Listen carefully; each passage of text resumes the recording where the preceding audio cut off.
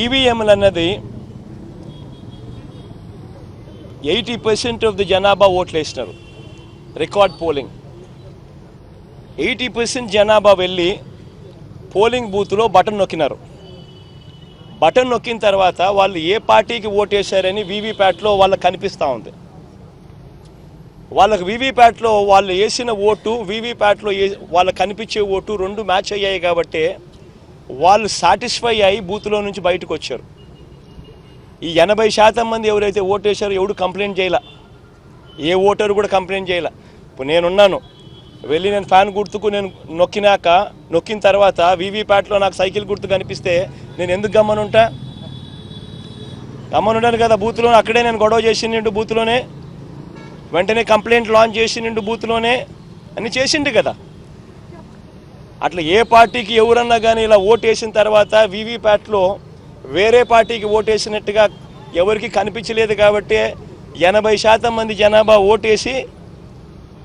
ఓట్లేసిన ప్రతి ఒక్కరూ సాటిస్ఫై అయ్యి ఎటువంటి బూత్లో కానీ బూత్లో కంప్లైంట్ ఇవ్వడం కానీ పోలింగ్ ఆఫీసర్ దగ్గర కంప్లైంట్ ఇవ్వడం కానీ ఎటువంటి ఎక్కడ జరగల.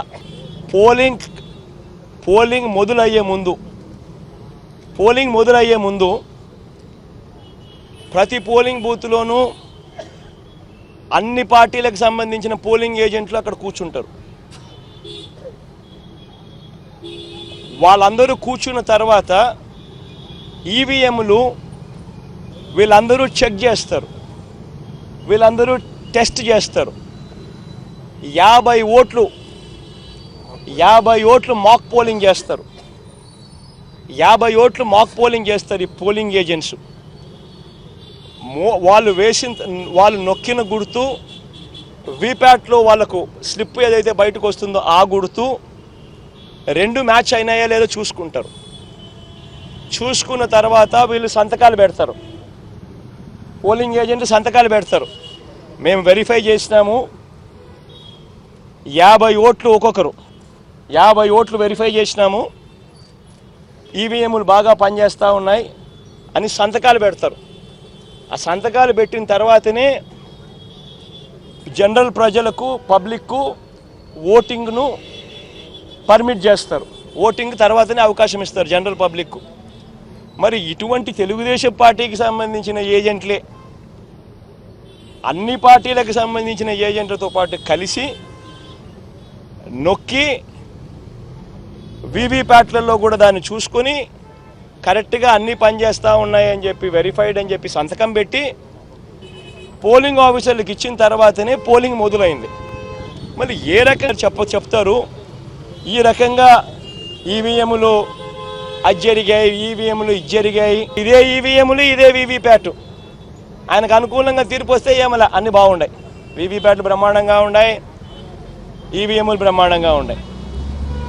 ప్రజలు తనను వ్యతిరేకంగా ఓటు వేస్తున్నారు అని చెప్పి తెలిసి ప్రజల గాలి తన వైపు లేదు అని తెలుసుకొని ఎంతటి దారుణంగా డెమోక్రసీని అవహేళన చేస్తూ ప్రజల తీర్పును అవహేళన చేస్తూ మాట్లాడుతూ ఉంటే ఈ మనిషి నిజంగా మనిషేనా అని అడుగుతా ఉన్నా. తాను గెలిస్తే ఏమో అన్నీ బాగున్నట్టే, తాను ఓడిపోతే మాత్రం ప్రజలు ఓటేయలేదు అనే మాట ఒప్పుకోకుండా ఈవీఎంల మీద నెపాన్ని నెట్టడం. ఈయన బుద్ధి ఈ 5 ఏళ్ళు చూస్తే ఈయన బుద్ధి అయ్యేది. ఓడిపోతే నా కంప్యూటర్ కరెక్ట్, బటన్ నొక్కడం కరెక్ట్గా నొక్కల, ఇవన్నీ మాట్లాడతాడు. ఇదే జరుగుతూ ఉంది.